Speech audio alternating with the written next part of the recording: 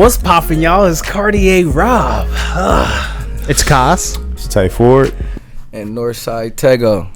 Hey, and we got another illustrious guest and podcast for y'all.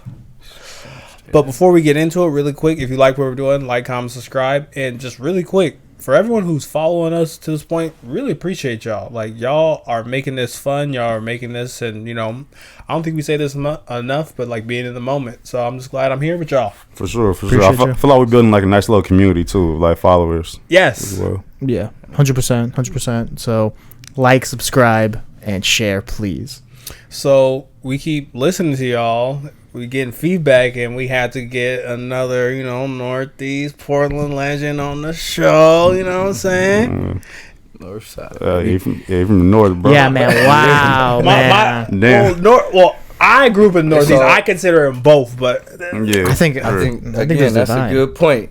Nice way to start it off. There we go. It's all interchanged, but lot more people from the north come to the northeast side than vice versa. That's okay. And I will say I'm from deep North Portland, like St. John's, all the way by the bridge. So. Fact. And I will say, like, even like, you know, knowing you when you're younger, but like getting to know you more when we was in high school, you've always represented that and like worn it on your sleeve with like pride. And I feel like y'all made being from the north cool. To be honest with you, I appreciate that. I think that speaks to a lot of the reason why I chose that to be part of my name.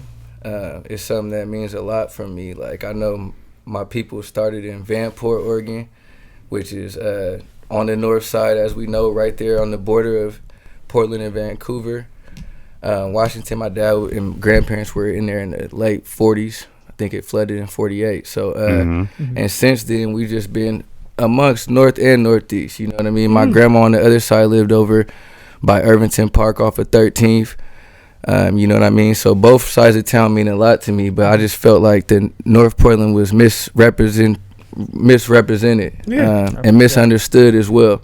Like I said, not too many people go on that side of interstate. So just creating a new light for that was big for me and my brother and our whole movement. So I think that has a lot to do with the north side. So I'm glad we got to speak on that. I love that. And actually, my first question was, where does the north side start? Yeah. Technically, or okay, so how you see it? Technically, I believe it's Williams is the cutoff, which would make Jefferson High School the north, and you know, City of Champions, all that. But you know, how we being from the north side culturally, from my understanding, how it's kind of understood, I would say more like interstate would be my cutoff. And I would even go even a little bit deeper for my part of North Portland, because we live all the way really deep, Pier Park type of deep in St. John's. So for that type of the north side, I would say like 6 Point, I would say Ida, right where Roosevelt High School is, that Fred Myers and all of that area right there. From there on is our part of the north side. But technically Williams. Okay. For everyone else, interstate or some, it's indifferent. I think those people from that middle ground area, it's tricky. You know, some they claim they're on both sides of the fence. Sometimes they got different opinions, but for the most part, I would say it's weird as hell though, because I'm of the same like mind as him, like just being from here. But if you ask me, I feel like more kids from the north grew up going to hobbies than people from the northeast, or like it was at least 50-50 somewhat. Yeah, I mean, there's certain things like that, and that's why it's subjective for sure. But for sure, past Albina, there's no way you could consider that north. It's like, so to come all the way to Williams is a little stretch. So I think we're gonna call it at interstate. I think interstate's a good one. Yeah, I think it's common ground. You know. Yeah, it's like a good one. Yeah. What? Everybody caught the 4 and the max, you know what I mean, to interstate. So that's coming. But not too many people go on that side of there catching the bus. And keep on going. So a quick question for you, bro. Because when I first met you, you weren't rapping, but I know you've always been a huge lover of music. So as you were getting into your craft, who were some artists, whether it be like local guys you grew up listening to here, or you know, more national acts? Who were some people that like inspired you, or you were just a fan of? I mean, again, as you touched on, I grew up around music my whole life. So a lot of local guys of all genres. So my dad, Nick Christmas, rest in peace. He was a prominent drummer in the town for a lot of different bands. Norman Sylvester Band, bunch of different ones. Norman in particular, like, he's in the Oregon Music Hall of Fame. He got his portrait in the PDX in the airport, and things of that nature. So they've done a lot of stuff. So I've always been inspired to do music. I would say locally in terms of rap music, Mikey Vegas for sure, that you guys had on here, as well as Flyboy Mo. I was like, one interesting thing about me is I was really in touch with the Portland hip hop scene, like prior to even rapping. Everyone who are my peers now, I was a fan of them first. You know what I mean? For the most part. So again, like I said, Flyboy Mo, Mikey Vegas, Prince Hype is another guy who I grew up with. And I mean, although we make different type of music, I learned and seen a lot of stuff from him as well. As well as Majestic is another one. Antoine Stoudemire. He started as a basketball player as well, and transitioned into doing music. So I think I got an inspiration from all walks. Eventually, though, what finally settled it for me and made me actually want to do it was one of my friends, one of my partners, Covey. He's a local rapper as well. And he was somebody who I've grown up with all the way since a child. And I watched build his confidence, you know what I mean, through high school. We went to high school together as well for a few years. And transparently, he used to get booed and laughed at and things of that nature, but he pushed through that and actually became a really dope artist, one that I begin to respect. But a few years back, when I moved back from Eugene to Portland, I went to an album release party for Covey, and he did a little silent disco, rented out a little spot over in the Pearl District, and just the reception, how it was received from our peers, the amount of people he was able to bring out, I was like, if he could do this, I can do this as well. You know what I mean? And I just also enjoyed the professionalism and how he presented it. I had that artistic eye, so I seen how he did it on a budget perspective, but it looked so much bigger than it was. And it was something that I knew I could emulate on my own skill. So that really pushed me to get back into music. That's fire. So like you loosely alluded to it, but I got a two-part question for you. When did this journey start in your head where you're like, okay, I'm actually going to do this and take this serious? And then secondly, because I remember following your story when you did drop it, but what was your emotions and how you were feeling when you dropped the video for Up With The Birds? Yeah, Up With The Birds, for those of you guys that don't know, that was my first single. Again, as Tay touched on, I did not know I was going to rap. I kind of shocked a lot of people, I think, when I dropped Up With The Birds. I was just moving back from school. I kind of fell into kind of this loop of trouble. As you know, Tay knows, even starting in high school, I had got, lost everything I loved doing too much, you know what I mean? Just out moving in the streets and doing what I was doing. And I just was kind of over it. And I had moved back. I got into some trouble and I had got a job. I had to move in with my grandma. And I was at work one day and the police came to my grandma's house looking for me. And just the emotion and how that made my grandma feel, like I made some promises to her that day. You know what I mean? And I had to shift what I wanted to do. I mean, in that moment, I picked up an old mic that I had, you know what I mean? And just, again, with the same emotions, that along with seeing my peers doing it as well, I just kind of took a leap of faith, speaking to my new tape. Just, you know what I mean? Jumped off the porch, and music is something I always knew I could do. As I stated, I was really closely on the movements of like Prince Hype and some other guys. Living in Eugene, I seen Dre Steves and all of them coming through.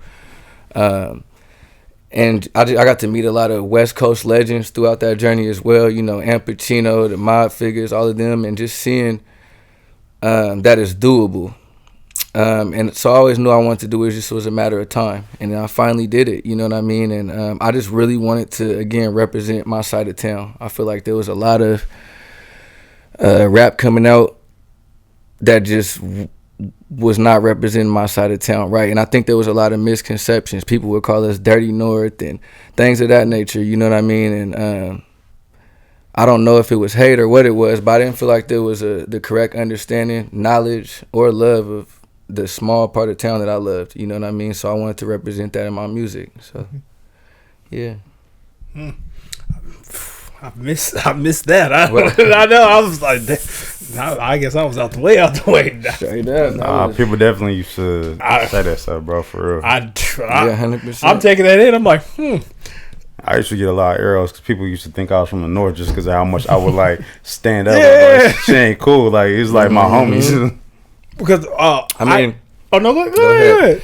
And I don't think it was like the older that I've got, me and my brother, because we've wore it on our sleeve. You know what I mean? Yeah.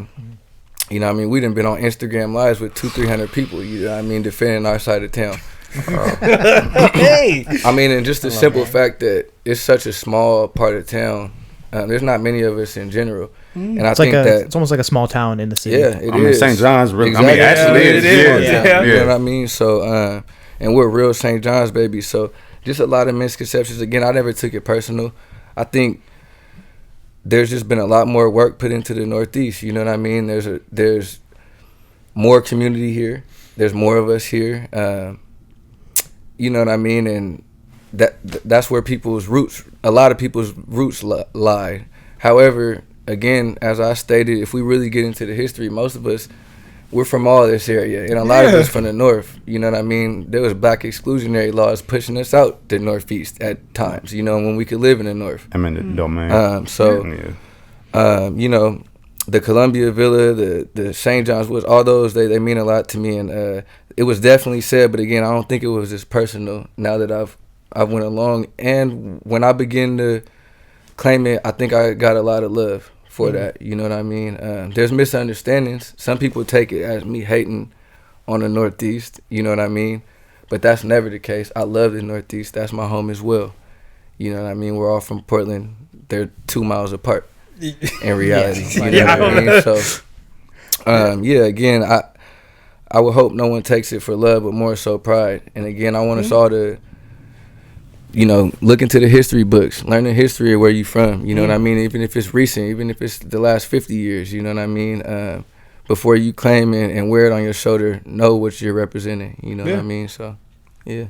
So one of the things I kind of want to push and steer you towards is, before we talk about your recent EP, one of the things that caught my attention is I like when there's I'm butchering this, when there's like a series of EPs, right? And Real Rap was one of yours. Yeah. And in this day and age, we are now talking about what's real rap, what's not real rap. We got the Kendrick and the Drake, and I'm curious, do you think people are missing real rap, or, you know, or I guess, do you think people are missing real rap, or I think I understand, or they gotta go look for it? I don't think people are missing real rap. I think it's kind of a two-edged sword. It's hard to explain. Depends on who you're talking to, and it's subjective. But at the end of the day, people need to realize rap is a business, which is separate from the art. Whether people want it, I mean, it's one and the same. But business is not art. And if you think of business on art terms, you're gonna be mad every time. So if we can understand it as a business, what's, you know, BS sells, negativity sells. Shock value sells. All of these things sell. So if we're aware of that, it doesn't, I don't take it personally that sometimes real rap is not what's pushed to the forefront, because I understand it's money. It's investment driven, and we're working on these machines. So with that being said, I just try to stay, you can't do it for that reason. You know what I mean? I've been around it long enough to know a lot of times it's pay to play. And again, with me understanding that it's a business, I know they're always going to push the negativity and the BS to the front. So I just wish more consumers would understand that. But some of the best consumers want it to be art so bad. They're trying to hold on to this art so bad, and they won't let it go that it's business. Yeah. And you're hearing this from an artist. I love art down to the truest form, you know what I mean? I wish it wasn't like that. However, that's where we're at, and you kind of got to play the game. And very, very little industries in this whole world are as genuine as they seem or they used to be. You know what I mean? You do it for monetary, right? You know, if you want to do that, you would be into an industry that's not making that much money, because those are the real fulfilling ones, unfortunately. You know, the ones that's giving back. So, yeah, hopefully that answers your question. No, it does. It does. I was like, okay. It's like Marvel versus like some indie films like Moonlight or something. 100%. You know what I mean? It's you're working against a powerhouse. But with that being said, I also know that like for example, somebody like me and my brother, there's plenty of people who get more numbers than us in the town. There's people with more Instagram followers. There's people who get more clout, so say they might make the top 10 list, but the how we're looked at in our side of town, that's so meaningful to me. That's the fulfilling part to me. We've done a show and we've brought out hundreds of people, you know what I mean, on our own accord, and put other artists on and let them showcase, you know what I mean. Every artist can't say that, you know what I mean. There's artists with 20,000 followers that can't, you put them on a show and they won't bring out 20 people, you know what I mean. So that fucking part, I think you know, understanding where your value lies, and pushing for that, and you know, mine at the end of the day is an inspiration. That's what I do it for. So if I wanted to do it for the money, I would have went a totally different way. I'll probably write something on AI and have some Optimus versus. If I was doing it for the money, I'm playing how to get that out. If I'm doing it for the money, you know, I would generate a voice and, you know, go that route with some melodic moaning like everybody likes now. So, wow, you know, just saying. But. At least you keep it in a beat. At least you keep it in a beat. Okay.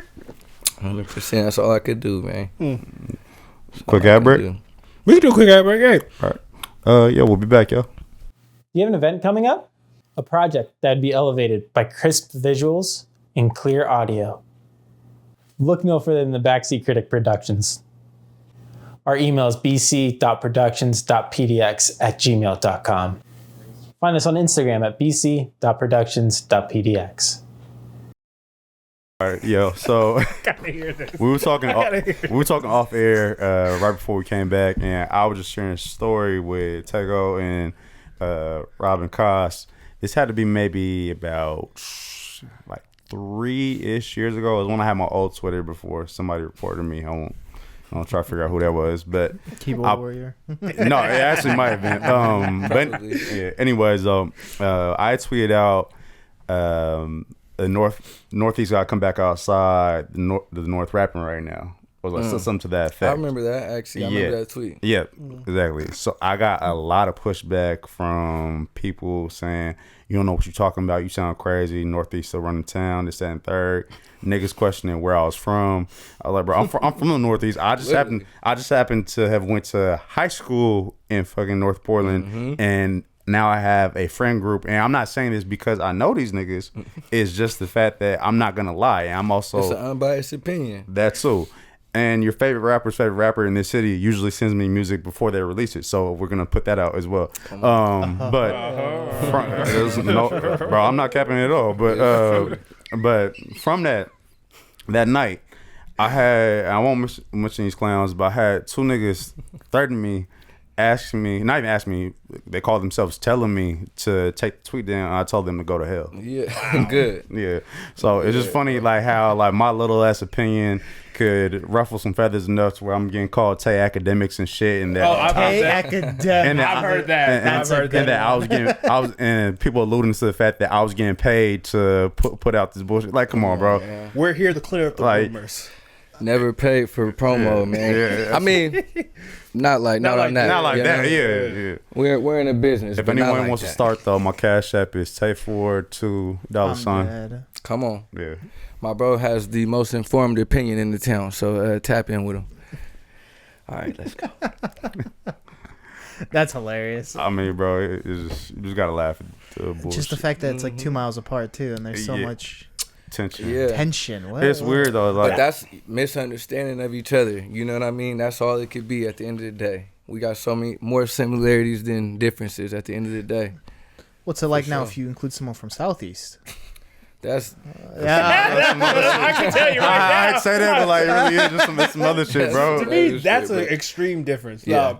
Now, for me, just growing up, like Northport, Northeast Portland, to me, is just all like one Wakanda. Like it's just like, y'all niggas up there, y'all the winter niggas. So it's like, to me, it's like when shit goes and down. in retrospect to like looking back, if you look from an outside perspective, that's exactly what it is. We all niggas.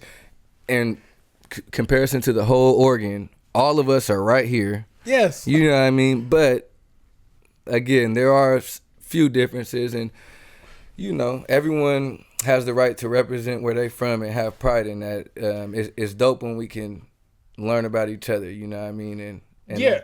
And I'm glad that Koss asked that question is because, like, yeah, I think a lot of people, like, even for me, were like I understood, but like I didn't really understand. We're like sitting with both of y'all where I'm like, now I'm thinking about when I'm with Jeff, I'm like, yeah, maybe it was some stuff I really wasn't paying attention to. You know, Jeff and Roosevelt been like this forever. Yeah. I know we like rivals for, Well, I battle mean, of 10 years, Roosevelt running everything now. That's Northside, a fact. I'm just saying, they be. here they are. Yeah. No, but I mean, I'm not gonna lie, bro. I don't even want to say where I'm from.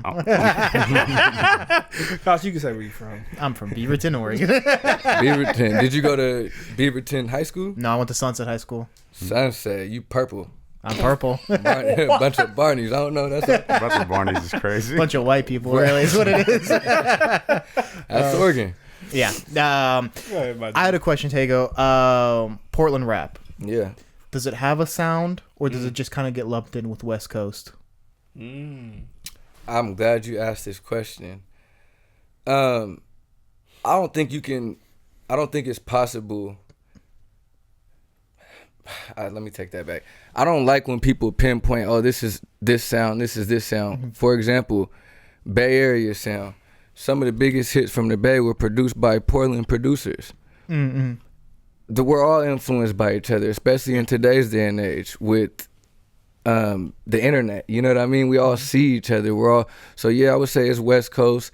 I would say my sound's the Portland sound. It's an authentic sound from here. I speak my experience. I don't attempt to rap like anyone else. I get my beats made originally. You know what I mean? And personally, my music inspiration stems from everywhere, and it's a lot broader than just the West Coast. It's different genres, all different type, you know what I mean? Different tempos. I love all type of music. So where my inspiration on any given day stems from, it depends. It comes from different places. So I don't know. Again, that's hard. One of the hardest, Taupe out of Portland is producing a lot of La Russell's biggest hits. You know what I mean? That 10s, 20s, 20. That's a Portland rapper. You know what I mean? Yeah. What was it? Psycho from back with Mac Dre and the those guys back in the day. Some of the biggest hyphy movement bangers we've ever heard was produced by Portland producers. You know what I mean? So for them to discredit, you know what I mean? Cool Nuts right now, the big bro, is traveling the world with E40 as a tour manager. He's at the All-Star game yesterday. You know what I mean? He's Bosco Conte, them produced for Jay-Z. You know what I mean? So all these names, and forgive me if I'm butchering any of them, but again, you know what I mean? There's been so much influence on West Coast rap from Portland that I believe is not credited. You know what I mean? I seen Cool Nuts' name on Sprinkle Me by E40 and what's her name? You know what I mean? I'm like, bro, stuff like that, that's stuff we grew up on, you know what I mean? And to know that someone from my city had a part in that and part in that inspiration. I mean, and knowing how the creative process works with rap, especially back in the day. You know what I mean? There's so many elements to it. So I think for anyone to claim something that's solely theirs, I think they're failing to give credit to their inspiration. You know what I mean? And to the things around them. So yeah. Really good question, because I know Koss has another question to follow up. Me and him had an argument like 3 weeks ago about cultural appropriation. Now, New York people say bet. Now he said, not Koss. Tay said, if I say bet, I'm taking their culture. No, use the actual word you said. You said bet. What I say? You said twin. Twin bet, whatever. So my thing is, I'm hearing from an artist that he's taking inspiration. So, is he a cultural appropriator? Well, part of rap is social commentary. You know what I mean, and keeping up with it now. So I think to an extent, yeah. But I think where the problem comes in is like acknowledgement. You know what I mean, and understanding where it comes from. And I think that's, you know, like E40 be saying stuff all the time. We made up, you know, I think that's, sometimes it's a stretch saying you made up anything, you know what I mean? Yeah. Because really, you probably got it from Unc, who probably got it from this. But I think, you know, just giving credit where it's due. I think that's part of why I got into rap was I thrive off of inspiration. I love to inspire and I love to be inspired. Like, I'm an emotional cat when it comes, like, bro, I see something great, I start crying, you know what I mean? Like, that's how I thrive off of that. So I always wanted to give that to other people. Like, I dreamed to one day be in a room and everyone singing my song word for word, you know what I mean? Because I want to have that type of effect on somebody. And also because I'm very intentional in what I say and why I say it, you know what I mean? So I hope that the message gets to the right person. But with that being said, I'm sure a lot of people have learned things from me. I've seen people emulate me a lot within the town, even, you know what I mean? And I don't take it to heart. But I do hope that they do their due diligence to understand where it comes from, so that, because other than that, you can't represent it in the right way. You know what I mean? And I think that's what it really boils down to, because if you don't know where something comes from, you can't represent it the right way. Now, he being a little disingenuous. Here we go with the crux of the conversation, and he's one of my favorite artists, so I'll just preface it with that, was around Drake. Okay. And I can understand why somebody would look at him as a cultural appropriator at times. When you're changing the inflection of your voice, or Wagwan. and even that, I could halfway understand that shit, because he's from Toronto and they have a huge Caribbean population, so he's around that all the time. But when you're going to Atlanta or going to the Bay, and all of a sudden you wearing a Mac Dre shirt, and that was good, like, you ain't said Cuddy a day in your life. What the fuck you doing shit now for? Yeah, I mean, and If you do the whole part, yeah. Which he has done. I think that's subjective. You know what I mean? I think it's super subjective. But I agree. I understand what you're saying. I think sometimes it depends on where it's coming from. Because, like, Drake's very aware. Sometimes he be wearing some stuff like, or else someone around him is. You know what I mean? They're doing their research. Like, sometimes I'm like, okay, even the fact that you said that, like, you had to hear something or research something, be around somebody. I'm not ignorant to the fact that he is tapped in, like, even like on Who Do You Love, like using the rapping forte line on that shit. Okay, so you know your research and shit. It's just at times when you like come into a culture and say he's doing a song and he wants to do like a dancehall song or whatever, or like something like a reggaeton song. You doing a song with like a Bad Bunny or J Balvin. These are already made artists, so you're not adding anything to this community. I'm sorry, he wants to go to Duolingo, learn some Spanish. Yeah, no, I understand. And Drake's probably capitalized on that more than anybody. You know what I mean? But that also speaks to his versatility. Yeah. And Hov used to do it too in a different way. Everyone could. So, but I think that with that being said, it opens you up to getting fried like he did with Kendrick.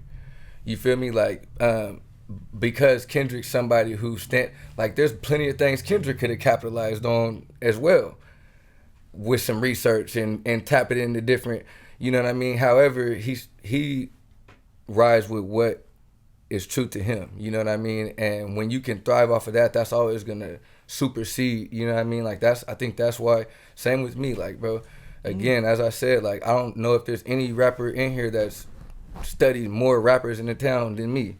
You know what I mean? With that gives you power. Knowledge is power. I know a lot of things. I've watched you guys' movements. I've seen what's worked, what hasn't worked. I could emulate a lot of things. You know what I mean? There's a lot of things I could have done before people. You know what I mean? I'm a nerd when it comes to that too. I do a lot of research. All these platforms is, you know what I mean?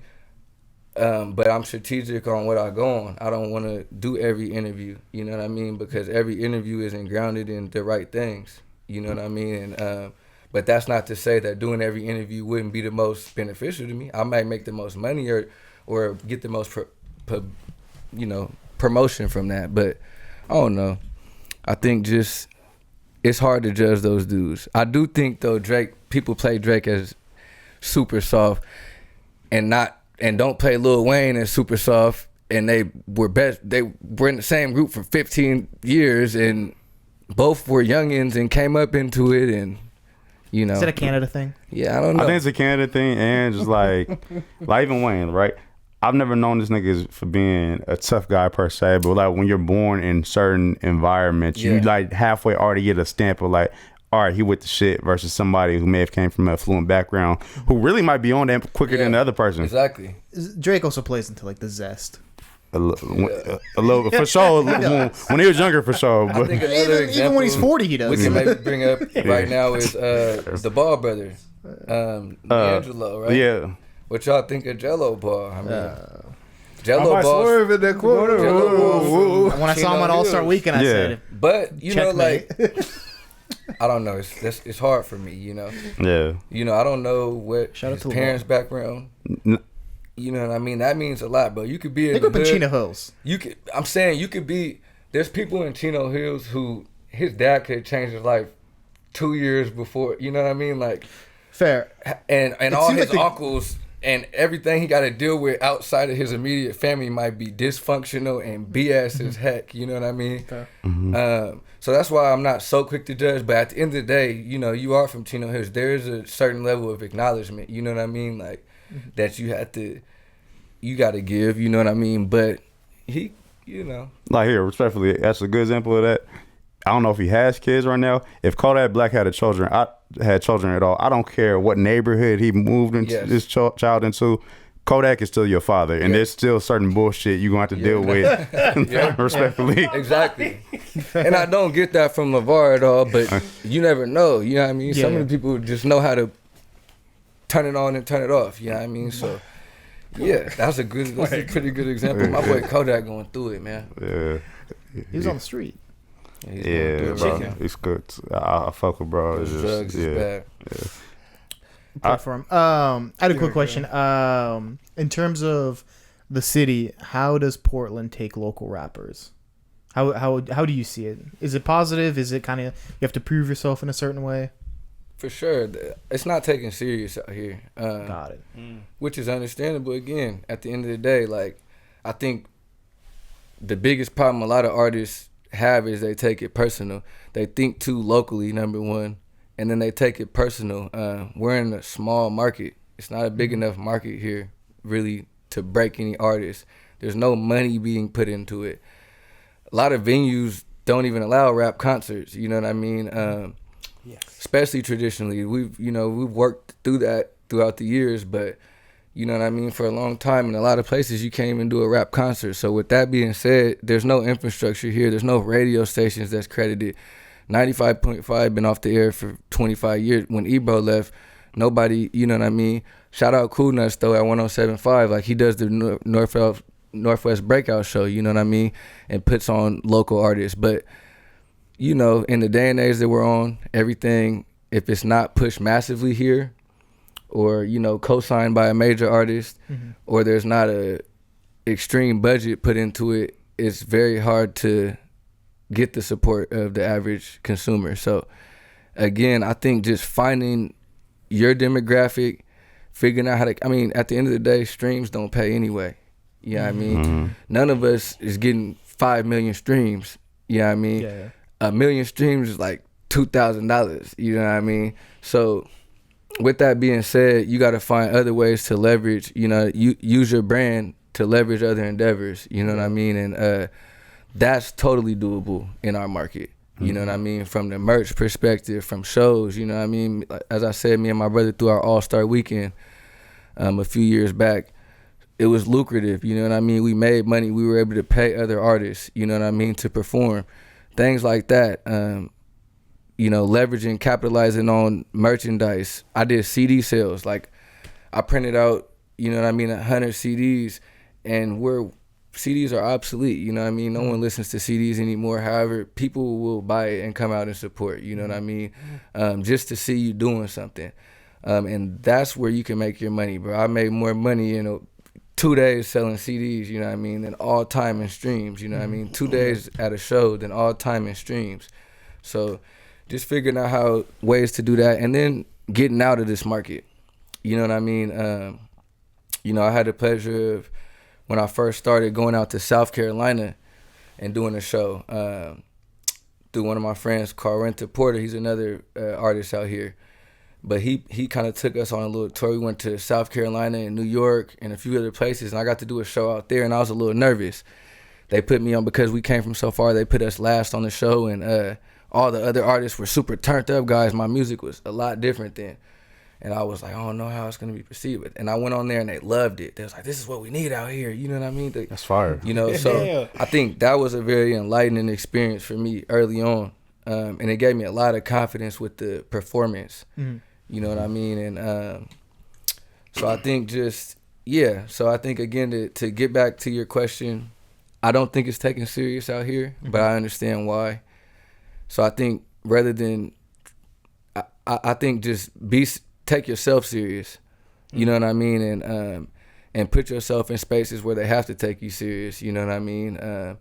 Because too much of our music is just given away for nothing, and it's unappreciated, you know what I mean? All the work and the hard creativity, the hard work people put in, the time, the hours, the investment, is super unappreciated. And again, I don't think it's personal. It's just not a big enough market. Yeah. So try to expand, man. See the world. Think globally. Don't think locally. You feel me? So. Hey, bro, I got one question, still in the same type of vein. And since I've known you, you've always been pretty business savvy. What were like some hiccups or like growing pains you had to go through in terms of navigating your career, whether it be, you know, shooting videos, booking shows, publishing, or anything like that? Like, what was that process for you and like your team? Yeah, so I mean, to speak to that, luckily we're starting to build a team now. You know what I mean? Originally, I never want to say it's just me and self, man. I don't like that. You know what I mean? Because at the end of the day, we all got, even if it's as simple as inspiration. But I was doing a lot of stuff on a solo. You know, I had my own little mic set up at home, out of my grandma's house, my own interface. I was recording myself over YouTube beats originally. So, and none of that was really difficult. Luckily, I had a good foundation with that. Thanks to SEI, self-enhancement. Again, I had I was deeply rooted in music through my father, but SEI played a big part. When I was in middle school, I was in the studio. And that's where I originally learned how to write a verse. You know what I mean? I learned how to record myself and do simple mixing and mastering on Pro Tools and things of that nature. So that like definitely sparked the interest, but I just was so into sports. So, but you know, none of that came too hard. Where it did come is the age we're in right now and just staying consistent and relevant. The problem is, with having a big release like I did, my first release, no one was expecting it. So I got a lot of engagement and support because of that. Because it was new, because, you know, people were shock value essentially. So, you know, following that up, I had to come big, and I tried to do that with my second video with 10 Toes. And I think that was one that I really focused on trying to come legitimate. Like, I want a real video, a real visual with this. My first one I shot with my little cousin, Jalen Gage, over at 100 Grand. And that was super dope. It felt like a movie, like one of them Dom songs where you say, I shot my first song with my cousin, you know, like it was like a movie, bro. My whole side of town came out. It was all love. And then my second one, I'm still injured to this day. We were out on the ATVs. You know, I had one of my boys went to school out in Eastern Oregon, so I had known about the ATVs out in Florence. And I was like, we could do this. No one's done this from the town. People gonna think we Meek Mill, you know what I mean? So I definitely want to say I was one of the first to get out there and do that. And we took 18 people out there, you know what I mean? A full crew. And there happened to be a bunch of dudes from the north out there as well. We met up and made a big collective video. So like, once I set that standard, I think to get back to your question, where the difficulty came was staying consistent. Because beats I was doing everything the legitimate way. I was buying my beats. I was getting my beats actually made. I was paying for the videographer. I'm getting these cars. I'm doing everything alone. I don't have a creative. I'm buying my clothes, everything alone. So what helped that a lot is when my brother came back from school. So my brother Vari, I believe all you guys are familiar with him as well. Mm-hmm. So we're blood brothers. That's my younger brother. So we've always been really close. But, you know, after high school, we kind of went different routes. And bro was gone for about 6 years. So that first 2 or 3 years when I started my rap journey, my brother was in school still. So that was really difficult for me. You know what I mean? With that being my best friend, not having his support here, you know what I mean? He would try to make it in for shows, but just not. So when he came back, he really dived into the videography and started Organic PDX, our production company that we have. So that in itself helped us so much, having everything in-house. So now we are able to shoot our own videos and content. In today's day and age, everything's visual, as you guys know. Mm-hmm. You gotta have the visual content, and you gotta do it like every day, for real, like genuinely. Speaking to, you know, the market that we're in order to stay competitive, you gotta be pretty consistent. So that's what I would say is the hardest part. Secondly, beats, production. I had challenged myself. I wouldn't put out nothing on YouTube beats. I wanted all original beats. I wanted to own my own royalties. I was a big studier. Nipsey Hussle was my guy. And that became very difficult. And what I noticed is a lot of producers, it's a very thin line between creativity and people just doing it for monetary value. Mm-hmm. And there's a lot of producers who ain't that good out here doing it only for money.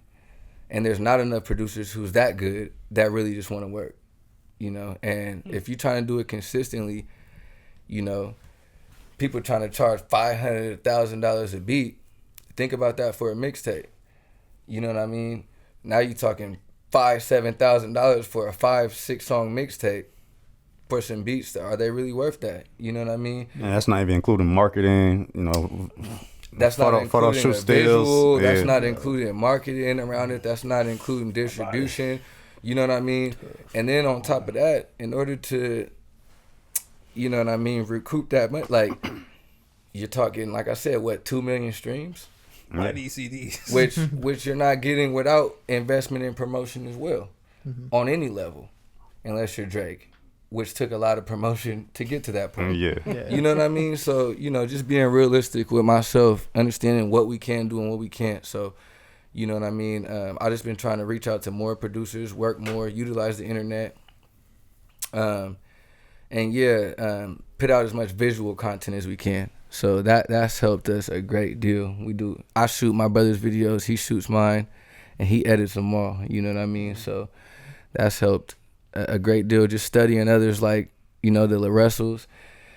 He's been a big guy who I've studied in the last 2 years or so, you know what I mean? And he beat the algorithm with just consistency, you know. But with that being said, how do you do that without having, you know, and to speak to your point again, sometimes I get everywhere, but we're not in a market like the Bay. There's not as much trust in our market like the Bay. Yeah. It's a lot easier for an artist, in my opinion. And it's ironic because people in the Bay feel that way. You know, they feel like they don't have the infrastructure, and so crazy. And I hear that coming from Portland, and I'm like, I totally relate, but I think you guys totally do. Like, what are you talking about? But people from Portland glorify the Bay. You know, but it's all relative though, because they probably looking at LA and like, you know, all the labels is out there. Exactly. Yep. And it totally is. You know, so, but we don't have. One thing they do have is 10, 15 people that have made it to that level. You know what I mean? Exactly. Even if it's on the. But I think the Bay's been big inspiration to me to keep going, because I know that it's doable. You know, success is subjective. It's how you measure it. And like dudes like Mr. Fab, you know what I mean? Lil Russell's, like, even a bigger scale now, but Burner, I watch these guys come up from the grassroots, you know what I mean, and build a name within their city, and now they're prominent individuals in their city who respect it, who are getting keys to their cities, you know what I mean, who own businesses, who are throwing community events, you know what I mean, all that's leveraged by their brand that they built with rap. And I think that that's something we can totally do in Portland. You know what I mean? And we're starting to do it already. So just, again, man, trying to stay consistent. I'm sorry to ramble, but yeah. No, you good, No, bro. you good. Yeah, good content. No, exactly. Straight up. Well, everyone, we have another ad break because I read the production run. I appreciate that. We have 2 ad breaks. Who would have thought? We'll be right back. Back. Yep.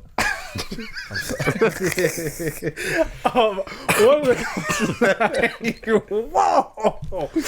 Y'all crazy. So, you actually mentioned not so long ago talking about your brother, your brand, your business, and one of the things we always kind of talk about here, and one of our big things is everything on the internet so polarizing. It's either you're left or right, it's blue, you're red, and That was crazy. oh my gosh. Anyway, fuck off. Welcome to this. Not going there. Please just listen to my question. Please just listen. How do you share feedback in controversy in organic production?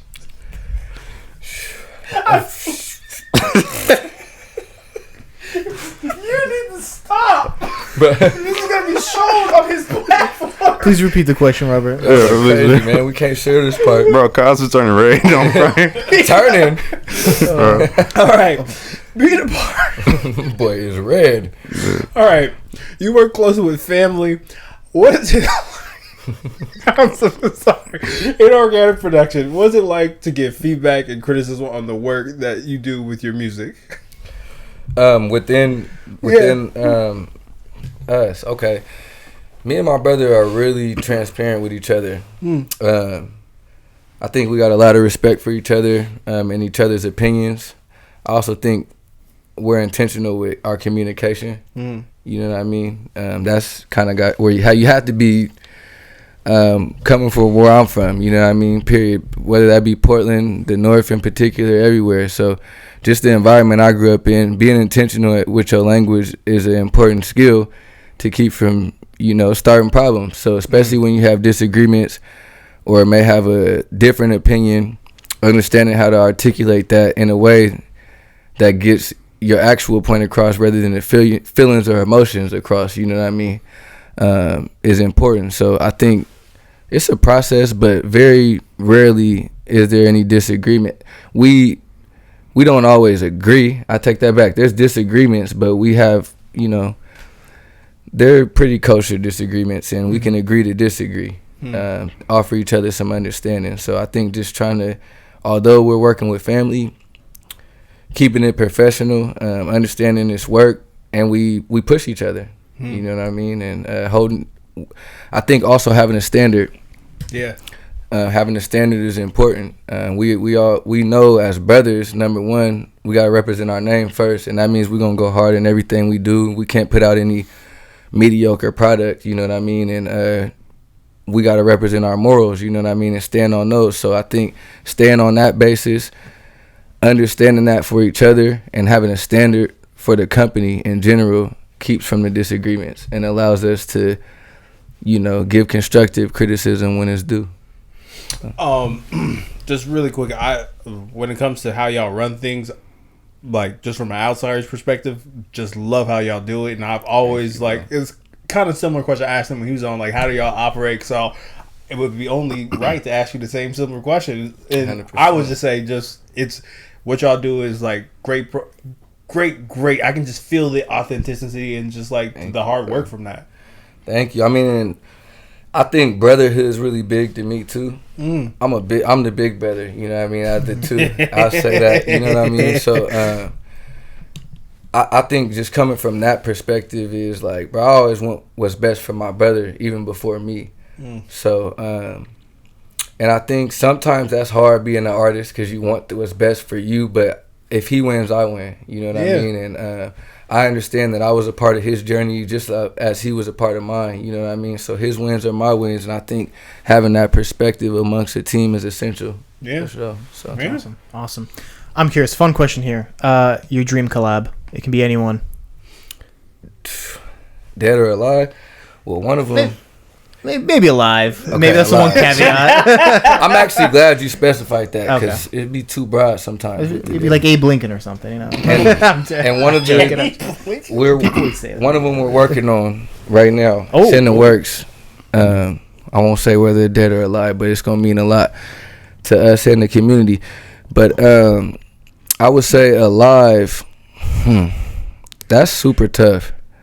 There's so many, from producers to artists. Man, Play no games exclusive. I know this is supposed to be real fast, huh? I want to say, because I want to go for the biggest in the game, you know what I mean? I'm going to say Jay. I would love to go like bar for bar with him. Fair. And actually like get on some rap, and show my penmanship. Because, a lot of my rap, I like lyricism, but I'm also a musician first. Mm-hmm. So I try to make songs, you know what I mean? And I focus a lot more on that recently too. But I could really write. I started out really rapping. You really went for a big shark, because I ain't gonna lie, like it's only a handful of dudes I could say then got Jay on the verse, like clearly in me, like Scarf. And that's why I said I'm always aiming for the top. As you should. See, you know what I mean? So, I respect that though. Yeah. Now, he's gonna laugh. I remember when I started, like, because in Jeff I wanted to play basketball, but I knew they wasn't gonna play me because the Terrence was there. So I was like, I don't want to go to politics. That was why? Yes, I would. First and foremost, I'll cook you right now. All right. Anywho, I said one time at my competition.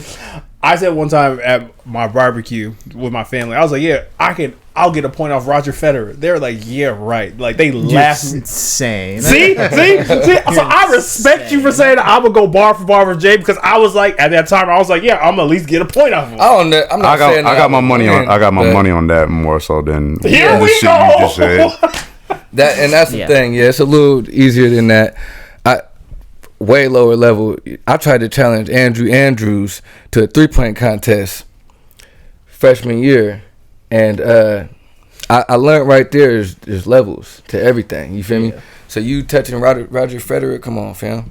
He thought you would. The fact that he did that. I know, that hurt me, because I actually Draft Kings are like we or something. Yeah. I actually was the Oregon point guard. I think his name was Jonathan Lloyd.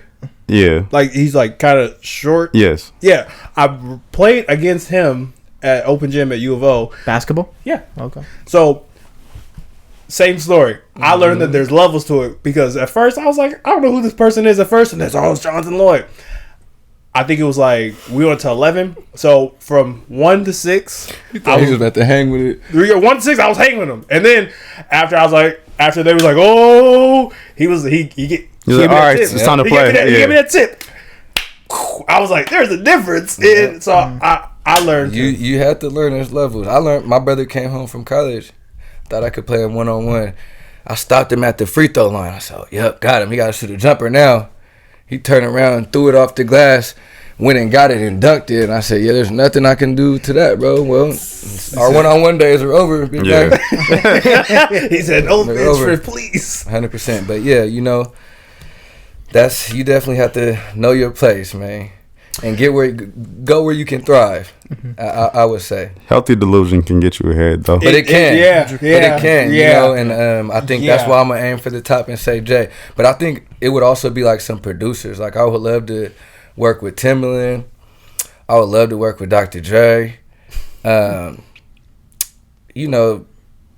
some vocalists I would love to work with. International artists. But like, personally, I'm kind of knocking them off of my all the artists that I've worked with were ones that I really wanted to work with. You know what I mean? Okay. For the most part. You know what I mean? With like Joey Fats, I was really into him early when I was rapping. It was like right when Blast was, jumping off, kind of before the whole wave hit. But him and Joey were doing a lot of collaborations together, and as well as Vince Staples. So those were guys like I was all on super early. And I got that collaboration right when I wanted it. It's like this last feature, Joe Blow, like, it's somebody who I grew up listening to, you know what I mean? And always admires his penmanship, the mob figures. I was really big on Bay Area rap, you know what I mean? The Jacka, Burner, Joe Blow, all those guys super big influences on me, and those were also guys who I seen do it on a grassroots level and let me know it was capable without major funding. You know what I mean? And just having respect can get you so far. You know what I mean? And being respectable, moving in that manner. So I think there's a bunch of people. It's very hard for me to pinpoint. Okay. So one of our final questions for Tay has us do shot clock is you definitely came on here to talk about your latest EP, Leap of Faith, and just really quick, you know, you was riding around, which I believe was Vegas, right? On the video? Yeah. Yes. Okay, it was great. in Vegas. Now, I got a question. Where'd you get that jacket from? Because that jacket, I don't need yours, but I just need a, you know. Ironically, I don't want to give my spots away, man, because it's a very generic spot in reality. But maybe I could tell you guys offline. Man. Okay. I don't know. I don't want to give my spots away. You know, man. I want to take a leap of faith in Let's that. keep it. Yeah, let's keep it. Let's keep it. But I appreciate the compliment on the jacket. Dude, I was like, I actually got that one in Vegas. Okay. So that was right before the shoot. We were in I don't know, was it fashion show or something? One of the malls out there. And yeah. So you kind of answered my question I was gonna ask. I kind of want to alter it because I want to make sure we give enough shine to your EP. And I guess what was the intent behind the songs, the leap of faith? Like what do you want people to know with the EP? Yeah, so that's a good question. I think leap of faith to me meant, you know, never settling for mediocrity. I think it's too easy to settle for being mediocre in this society. I think it's almost pushed upon us to settle to be mediocre. And it's scary to do anything otherwise. You know what I mean? And sometimes it is a leap of faith. And you got to trust yourself, trust your judgment, trust the work that you put in, you know what I mean, to propel you to that next level.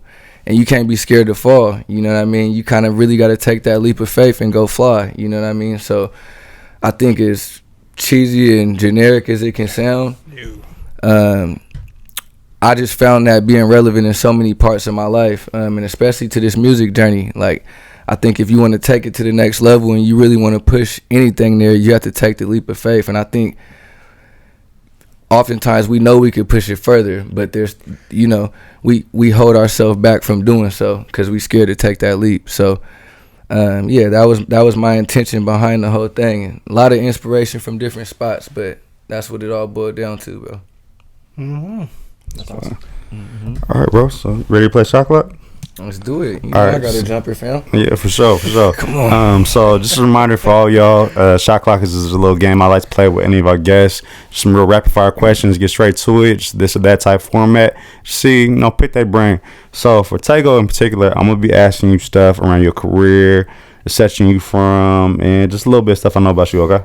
All right. Let's do it. Ready to kick it off? Let's go. All right. Bigger inspiration for you, Kobe or Nip? Oh, wait. Damn. I would have to say Nip. Especially in my latter part of life. Real. Mamba mentality and everything we do. Real. All right. Northside, King Burrito or Santa Cruz? That's a tough one too, but I'm rocking with Santa Cruz. If y'all don't know, La Tienda, Santa Cruz, all the way in the north side on Lombard. You gotta walk through the store. The real Mexican spots, you gotta walk through the store with the piñatas and the bread with the flies on it. Yep. Right there. La Tienda, Santa Cruz. No, that's not facts. Facts, though. Yeah. That's possible. If you too bougie to eat some fly, you don't travel. Yeah. You feel me? Love that. What's up? All right. If you think of the North, what's more of a stamp culturally, the Rec or Cathedral Park? Oh man, I would say within our own community, probably the Rec, because everyone's went through there. But like globally and within our whole city, Cathedral Park. I think I've seen a statistic. It's like the 15th most photographed bridge in the nation. That's crazy. Wow. Yeah. All right. Of your friends, you know, not artists, but like your camp, Ian, Yada, T Swore, who's most likely to be late to a photo shoot? Ian, Yada, or T Swore? Yeah. It's all liable to be late. Nah. I would say, I'll probably say Ian. My boy Ian be having a lot going on. He's a big businessman. Shout out to True North Construction too. You feel me? My guys out on the north side, you feel me? Holding down any construction and carpentry needs. Tap in. All right, last one. All right, got one of three options. You can walk-off home run to win the World Series, game winner to win the finals, or your own show at the Rose Garden and you sell it out. I'm gonna do my own show at the Rose Garden and sell it out for sure. For real. Ready to step up to the stage. That's all y'all got, my guys. I see Rose Garden. I see what you did there. Oh, bro, I don't call that shit moto. I'm from the town. I'm from the town, bro. Like Rose Garden. Straight up. No. One of the things when it comes to, I'll just say, one, thank you for your time. I would just say, when it comes to like the energy of like knowing who you are, I think you definitely have that, and I hope, you know, as you continue to like go, like you never lose sight of that, because it comes out in your music. It just comes out in this conversation where it's kind of like, bro, he's just a chill nigga, bro. Like it's like he's just like. Bro, I appreciate that for sure. So please, man, I say thank you. Yeah, absolutely. Thank you so much for your time. Thank you guys, pleasure, man. No, appreciate it. You know we always gonna be locked in, G. Bro, always, and we play no games. There you go. What do you want? Exactly. You got anything to say as far as like where they can follow you before we get out of here? Yeah, Northside Tego on all platforms. That's streaming platforms as well as social media. Y'all give me a follow. Y'all check out my Leap of Faith EP. It's on all streaming platforms as well. And we got some more stuff in the works. We coming hot all summer. It's love. Hey, can't close that out any better than that. Let's get it. We'll see you next time. All right, y'all. Appreciate you.